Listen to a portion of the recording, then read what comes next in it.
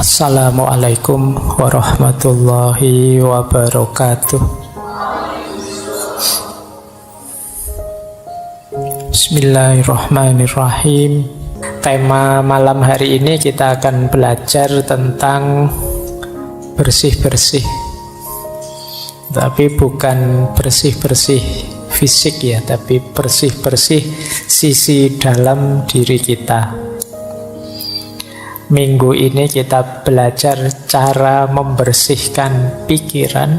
Baik, bismillah ya, kita mulai. Ya tentu saja bersih-bersih pikiran itu dengan asumsi isi pikiran kita itu mungkin sudah banyak yang kadaluarsa, yang out of date, yang kotor, yang ngeres, yang ruwet, yang bulet, dan lain sebagainya. Ayo bersih-bersih. Saya beli judul Clear Mind. Nanti di banyak tradisi filsafat, khususnya tradisi filsafat timur, itu mengidealkan berpikir itu harus jernih. Mengidealkan kejernihan, kebersihan pikiran. Tidak sekedar teknik berpikir yang canggih, tapi pikiran itu sendiri harus bersih, harus jernih, tidak terkontaminasi oleh hal-hal yang dianggap negatif. Ini yang oleh banyak orang sering dianggap sebagai bedanya tradisi timur dan tradisi barat. Kalau barat membahas pikiran banyak fokus bagaimana dia kritis, bagaimana dia valid, bagaimana dia jelas, bagaimana dia tidak bulet dan lain sebagainya, lebih ke teknis. Sementara kalau di timur lebih mengutamakan kejernihannya. Nah, malam hari ini kita belajar menjernihkan pikiran. Tentu saja berarti agak dekat dengan gaya timur. Baik, kita mulai ya. Karena tadi saya bilang timur, ya kita kutip beberapa gagasan para filosof timur, tokoh-tokoh dari timur. Nah, saya awali dari quote saja dulu sebelum nanti ke teknis membersihkan pikiran kita. Ada quotes menarik yang ini pernah juga kita kutip di beberapa sesi tentang kekuatan pikiran, yaitu dari Buddha. Beliau mengatakan bahwa hidup kita itu dibentuk oleh pikiran kita. Kita menjadi apa yang kita pikirkan. Kegembiraan itu mengikuti pikiran yang jernih, seperti bayangan yang tidak pernah pergi. Quotes ini isinya 3 hal secara sekaligus. Yang pertama, hidup itu dibentuk oleh pikiran kita. Yang kedua, kita adalah apa yang kita pikirkan. Dan yang ketiga, pikiran jernih itu menggembirakan. Sebagaimana bayangan dengan sesuatu yang dibayanginya. Jadi kalau orang kok pikirannya jernih, otomatis gembira. Kenapa kok kita galau? Kemungkinan pikiran kita ruwet. Jadi tidak karu-karuan, itu terus kita sedih. Tapi kalau pikiran kita jernih, oh yang salah ini, yang benar ini, oh yang cocok ini, yang tidak cocok ini. Kalau tegas jelas itu kan kita senang, gembira, lega. Tapi kok masih banyak kerumitan-kerumitan, keruwetan-keruwetan, tidak jernih, itu biasanya kita masih galau. Maka kegembiraan itu mengikuti pikiran yang jernih. Dan diri kita itu dibentuk oleh pikiran kita. Kalau kalian menganggap, Pak, siapa sih saya ini? Saya ini orang rusak loh, Pak. Nah, kamu sendiri menganggap dirimu orang rusak. Itu kan berarti nanti ketika kamu menjalani hidupmu, kamu akan memposisikan dirimu sebagai orang yang rusak. Jadi kita adalah pandangan kita sendiri, pikiran kita sendiri tentang diri kita. Nah, teman-teman boleh flashback ke belakang ya. selama ini saya itu orang kayak gimana sih? Itu kemungkinan besar berawal dari pikiran kita sendiri. Jadi mungkin kalau bahasa jauhnya, tidak penting kamu ganteng beneran apa tidak. Yang penting apa? Kamu merasa ganteng. Orang itu merasa ganteng saja, itu kan gayanya kayak orang paling ganteng sedunia kan sudah. Jadi meskipun secantik apapun kalian, seganteng apapun kalian, kalau pikiranmu, saya itu Pak, ayo gayamu juga merasa seperti orang yang biasa saja. Jadi kita adalah sejauh yang kita pikirkan. Hidup kita dibentuk oleh pikiran kita. Maka hati-hati dalam berpikir. Jangan berpikir yang aneh-aneh, yang rusak-rusak, yang kacau-kacau, karena itu akan jadi diri kita. Kalau ada peribahasa dalam bahasa Inggris yang isinya to know is to be. Tahu itu sama dengan menjadi sesuatu. Apa yang ada di pikiran kita, seperti itulah nanti hidup kita. Kalau kita isi dengan hal-hal yang positif, ya hidup kita akan menjelma positif. Tapi kalau pikiran kita isi dengan banyak hal negatif, ya kita akan jadi orang yang negatif. Nah, ini pesan besar pertama ya, pentingnya pikiran. Makanya kata Imam Ghazali, pikiran itu pasukan kita yang paling kuat. Pikiran itu mungkin bukan penentu, tapi dia yang paling powerful, paling berpengaruh dalam hidup kita. Yang banyak menentukan hati, tapi hati ini banyak disuplai informasinya oleh pikiran. Baik, coba ya bayangkan kalian ngaji tadi, berangkat sambil membayangkan, wah nanti ngajinya mesti lama 2 jam. Mesti itu ya. Jadi kamu duduk baru 1 detik 2 detik pertama, itu pikiranmu sudah 2 jam yang akan datang. Ini masih lama 2 jamnya ya, masih. Jadi kamu belum ngalami saja rasanya sudah lebih dari 2 jam kamu duduk di sini. Itu karena pikiran. Kayak puasa besok itu kan biasanya ada itu yang ngitung-ngitung kapan Idul Fitrinya, 5 hari lagi Lebaran, 4 hari. Jadi Lebarannya rasanya sebenarnya masih belum datang, tapi seolah-olah itu conditioning pikirannya itu sekian hari lagi, sekian hari lagi. Itu pikiran. Kita tidak bisa menikmati Ramadan karena mikir kapan Idul Fitrinya. Nanti hari pertama sudah dihitung, 30 hari lagi Lebaran. Ayo mikirnya wis tekan Lebaran, baru terawih hari pertama. Jangan-jangan kalau pas terawih hari pertama kita pikirannya nanti Lebaran mudiknya tanggal berapa ya, bajuku sudah berapa ya, wis mikirnya Lebaran, ndak mikir Ramadannya.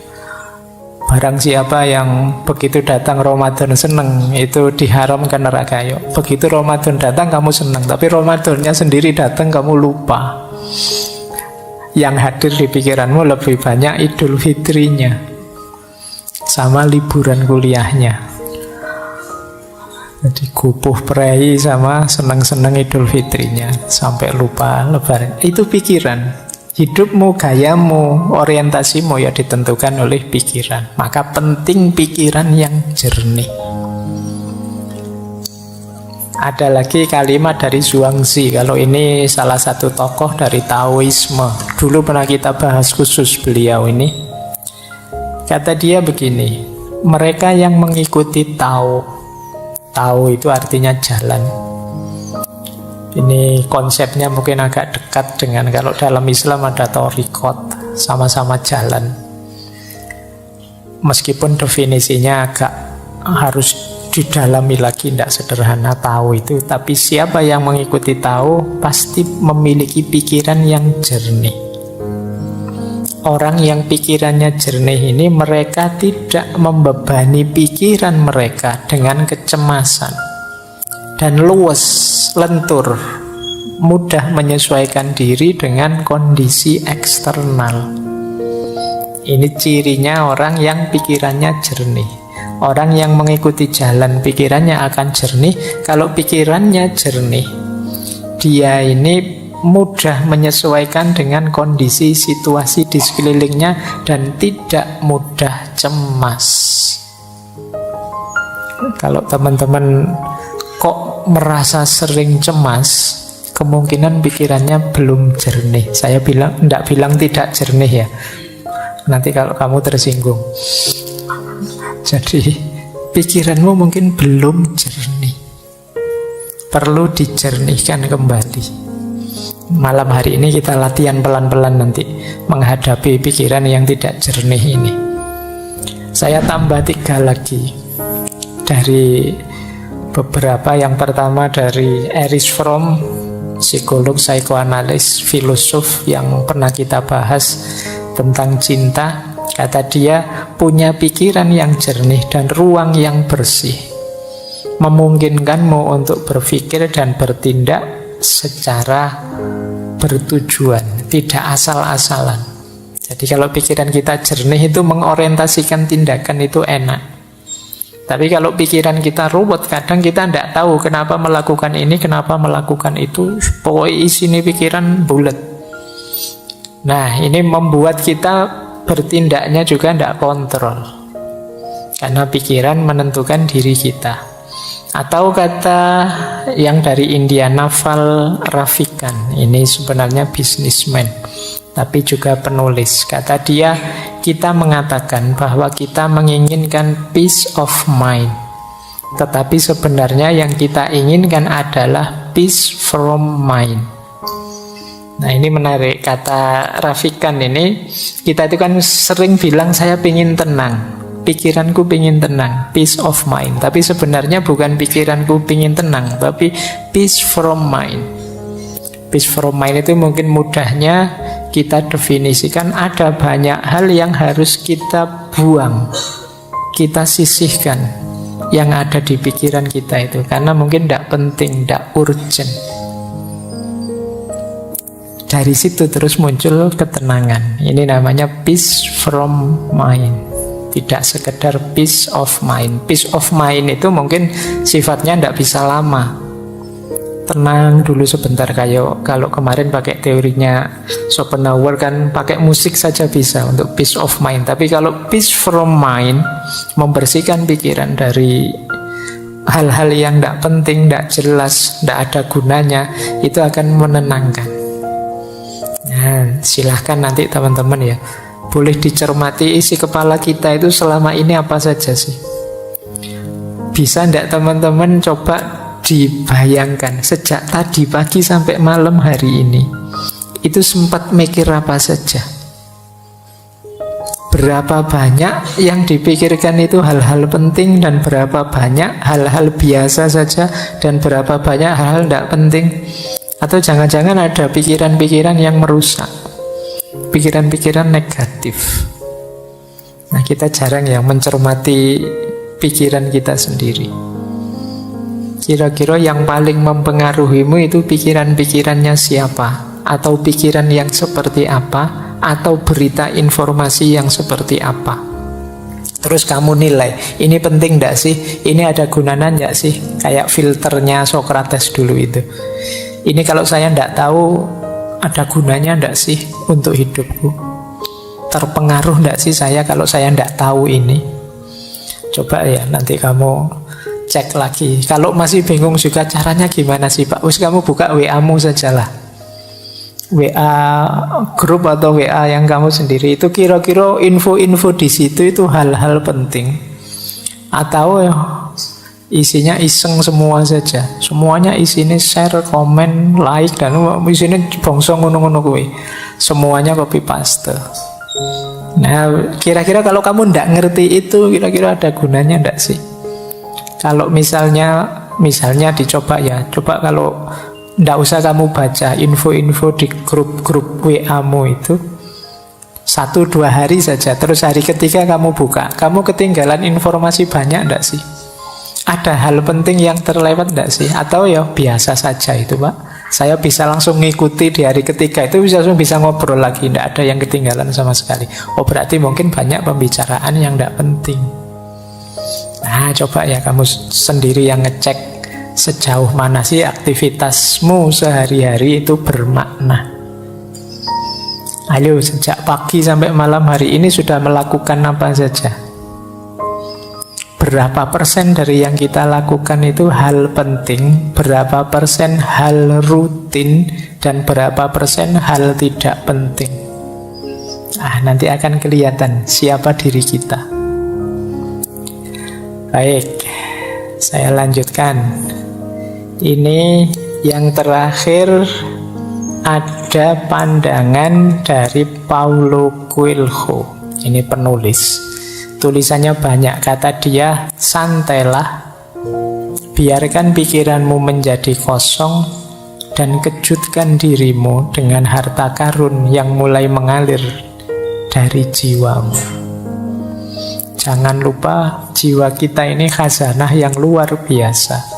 Kalau teman-teman mau membacanya. Nah, khazanah yang luar biasa ini sering terpendam, tidak muncul. Kenapa? Karena kita sibuk oleh hal-hal di luar diri. Sampah pikiran kita banyak sekali, luar biasa, sehingga tidak bisa masuk lagi hal penting justru dari dalam diri kita sendiri.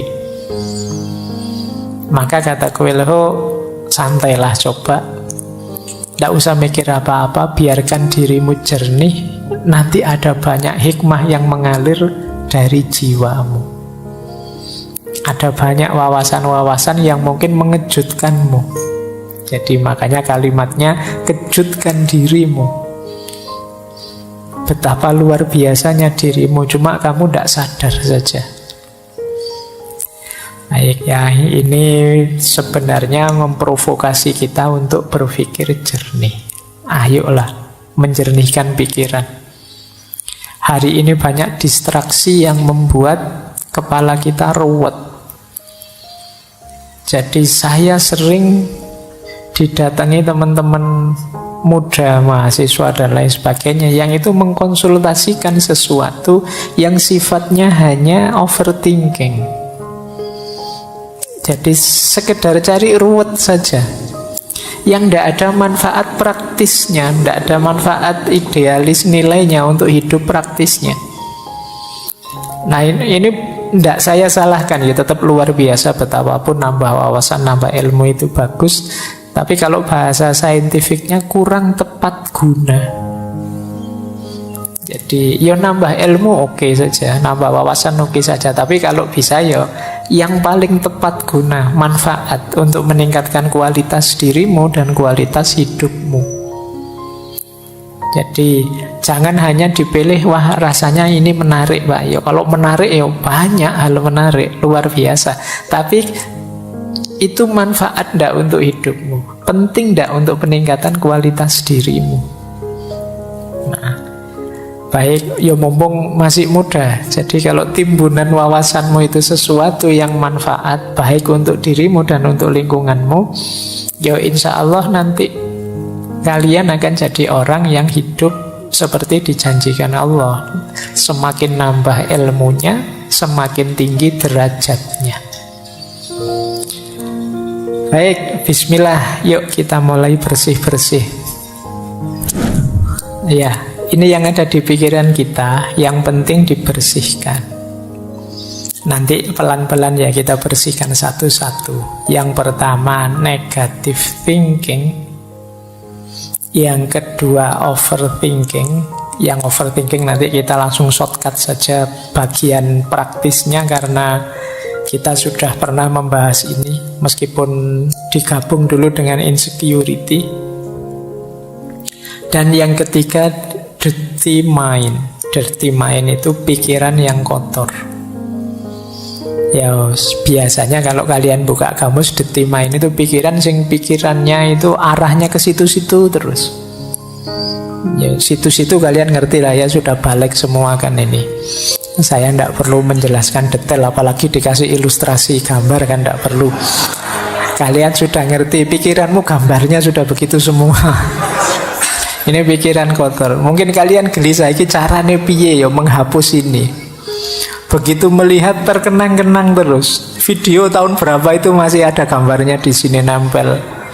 Bahkan kamu masih apal itu, kamu simpen di folder mana, tersembunyi di mana, itu hanya kamu yang tahu. Nah, ini berhubungan dengan pikiran kotor, dirty mind. Ya kalau pikiranmu tidak jernih, luwung tadi hidupmu itu dibentuk oleh pikiranmu, jangan-jangan ya kamu profilmu tidak jauh-jauh dari situ. Kalau kacamata kotor, melihat apa saja di sekelilingmu, ya rasanya realitas sekelilingmu itu kotor. Jangan-jangan yang salah bukan realitasnya, tapi memang kacamatamu yang salah, pikiranmu yang kotor. Sehingga rasanya melihat apa saja koyok-koyok sekeliling kita itu kotor. Nah, nanti kita lihat ya gimana caranya untuk membersihkan dirty mind. Malam hari ini kita agak panjang mungkin membahas negative thinking, karena betapapun over dan dirty itu ya bagian dari pikiran yang negatif. Bismillah, kita awali yang pertama, bersih-bersih pikiran negatif. Pokoknya mikirnya jelek-jelek terus. Pikiran negatif itu pikiran apapun yang terkait dengan kondisi emosi kita yang destruktif atau tidak menyenangkan. Mungkin berhubungan dengan kemarahan, kecemasan, depresi, pesimis.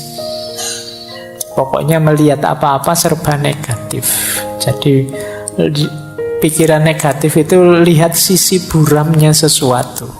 Ini pikiran negatif. Lihat minuman gini aja, wah jangan-jangan ini diracun sama anak-anak ini.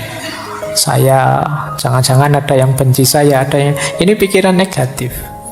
Jadi mau melakukan apa saja yang diambil sisi buruknya. Ini hati-hati, karena kalau kita sudah habit pikiran negatif itu, yo apa saja kita persepsi sebagai negatif. Jangankan yang memang negatif, yang positif pun dilihat sisi negatifnya. Ada orang tidak ke masjid, wah ngaku muslim kok tidak ke masjid, dasar. Nanti ada orang ke masjid, alah itu pencitraan, alah susah. Ada orang baik dibilang pencitraan, nanti apalagi orangnya jahat beneran. Jadi pikirannya selalu negatif. Nah, negative thinking itu sebagian besar pikiran negatif itu banyak yang tentang diri kita sendiri. Misalnya, aku ini memang orang yang gagal kok. Aku ini memang orangnya mengecewakan kok. Tidak ada orang yang sayang padaku. Semuanya benci padaku. Semuanya ingin memanfaatkanku saja. Nah, ini pikiran-pikiran negatif. Nanti ada orang nolong kita, wah kamu merendahkan aku ya, emangnya aku tidak bisa sendiri. Tidak ada yang nolong marah-marah. Ini orang tidak ada yang punya empati, semua dasar. Sulit melawan orang yang pikirannya negatif. Dibantu dianggap merendahkan, tidak dibantu dianggap tidak peduli. Nah, ayo kita latihan. Banyak di sekeliling kita orang-orang yang berpikiran negatif. Cirinya apa pikiran negatif itu? Cirinya secara umum ada 4. Pikiran negatif itu otomatis. Yang pertama, datang begitu saja. Kalau orang sudah berpikir negatif, ya tidak pakai diusahakan. Sebentar Pak, saya lihat sisi negatifnya, tidak begitu. Otomatis yang muncul itu negatif sudah. Ini sifatnya otomatis, tidak secara sengaja dirancang untuk negatif, memang wataknya watak negatif. Jadi kalian mungkin ada yang sering berpikiran negatif, sadarilah bahwa itu munculnya sering otomatis saja. Mungkin karena sering kita lakukan, sering kita biasakan. Yang kedua, pikiran negatif itu distorted, terdistorsi. Maksudnya terdistorsi itu kalau melihat sesuatu tidak utuh, hanya dilihat sisi jeleknya saja. Misalnya ngaji filsafat ini kan kurangnya juga banyak. Meskipun bagi banyak orang manfaatnya juga ada. Tapi yang manfaat tidak dilihat, yang dilihat jeleknya saja. Mungkin ngaji kok selesainya jam 10 malam, itu pun ngomong sendiri Pak Faiznya tidak ada. Nah, itu memang jelek yang bagian itu. Kemudian ngaji kok tidak ada rekaman videonya, kalau direkam suara saja, saya sering dikritik itu. Biar saja lah, biar ada jeleknya untuk mancing yang pikirannya negatif. Jadi kalau tidak begitu kan tidak terpancing, tidak kelihatan kalau pikiranmu negatif. Jadi pikiran negatif itu terdistorsi. Jadi melihat apa-apa dipotong bagian negatifnya. Orang seperti ini biasanya sulit senyum. Pikirannya ruwet terus kalau ada apa-apa itu. Jadi serba khawatir, serba cemas. Karena dia menggunakan kacamata burem terus, negatif terus. Yang ketiga, obstruktif. Obstruktif itu pikiran ini menghalangi kita untuk mencapai tujuan-tujuan tertentu.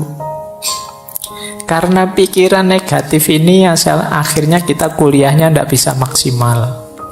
Mau kuliah ke kampus bawa motor, wah di kampus itu parkirannya kacau, kalau motorku hilang gimana?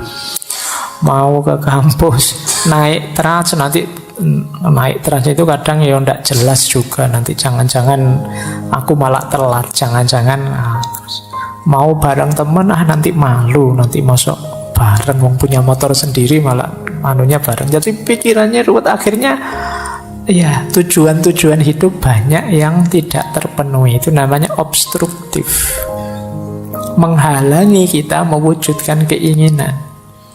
Ini berarti pikiran itu sudah negatif sudah. Kemudian yang terakhir, pikiran negatif itu plausible. Plausible itu masuk akal. Masuk akal menurut kita yang berpikiran negatif. Kita cari saja alasan untuk melihat sisi negatifnya, dan mesti ketemu wong alasan itu bisa dibuat. Alasan itu kan hasil karya akal kita. Seperti saya bilang tadi, pikiran itu mau kita ajak kemana saja bisa. Wong yang salah itu ya kita bikinkan alasan biar benar saja bisa kok. Itu yang disebut plausible. Maka pikiran negatif juga begitu, dia didukung oleh akal kita. Mas bener itu, kamu ndak usah ke kampus daripada motornya hilang.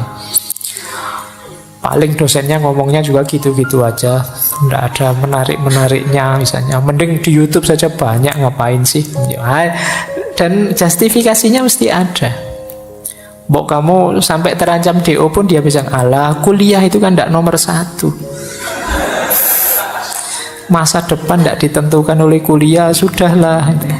Plausible. Yang buruk, yang negatif, yang jelek bisa kita carikan argumen biar tetap bagus. Ini ciri-ciri pikiran negatif.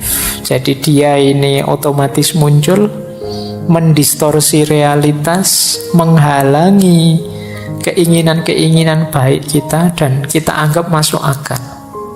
Padahal itu ya sebenarnya ya negatif. Jadi ayo ya dicari, kalau ada makhluk seperti ini dalam diri kita, ayo dibersihkan. Jadi kok tiba-tiba kita melihat negatifnya sesuatu, coba tanya, ini memang negatif saja atau ada positifnya sih?